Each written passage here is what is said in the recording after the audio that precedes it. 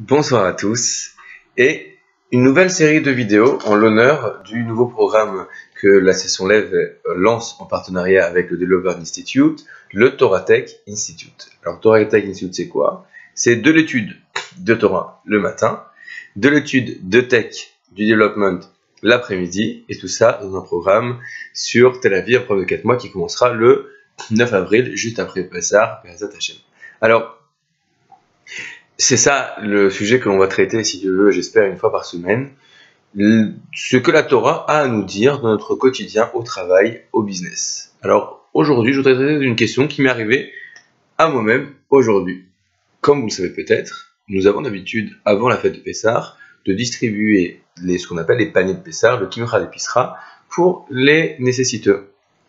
Et bien, ce matin, quelqu'un à la synagogue me dépose 200 shekels à déposer à une dame qui en a bien besoin.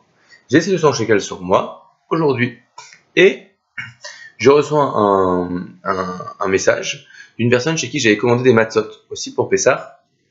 Et elle me dit, s'il te plaît, viens chercher les matzot qui sont arrivés chez moi. Très bien, sauf que je dois payer les matzot et je n'ai pas d'argent sur moi. Le seul argent que j'ai en ma possession, ce sont les 200 shekels qui m'ont été déposés pour la dame le matin. La question qui se pose alors, je dis, bon, je vais prendre cet argent, je paierai les matzot, et évidemment, Baruch Hashem, j'ai chez moi 200 shekels, je les échangerai et je les donnerai à la dame plus tard. Et à ce moment-là, il se posait une question. Est-ce que j'ai le droit d'emprunter cet argent qui m'a été confié uniquement, a priori, pas pour me servir à moi pour payer mes matzot, mais pour donner la tzedaka pour cette dame? Eh bien, voici la réponse.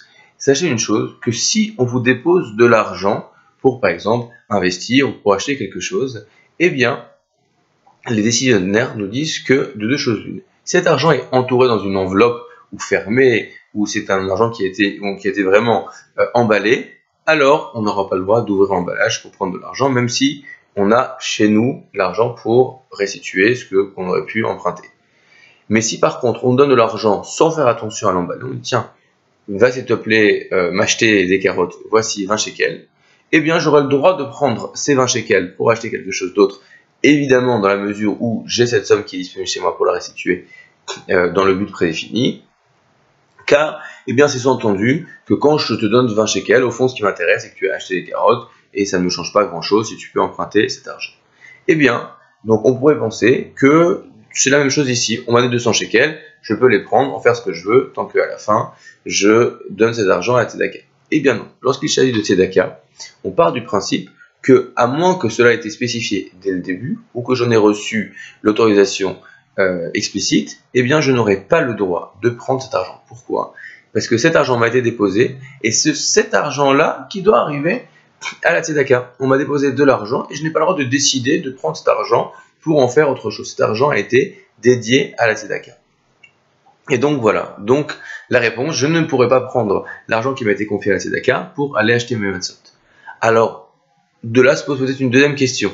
Qu'est-ce qui se passe si on m'a donné 2 billets de 100 shekels et j'ai moi-même déjà un billet de 100 shekels dans ma poche? Est-ce que j'ai le droit de prendre les 2 billets de 100 shekels qu'on m'a donné pour la tzedaka et les mettre dans ma poche avec le billet de 100 shekels qui n'est a priori pas pour la tzedaka? Alors on pourrait croire que dans ce cas-là, non. Eh bien, cette fois les décisionnaires nous disent que oui, on pourra mettre tout dans la même poche, parce que lorsque l'on a dit que l'on veut donner cet argent spécifiquement pour la tzedaka, ce n'est pas de dire que je veux que exactement ce billet avec toute la numérotation soit donné à la tzedaka.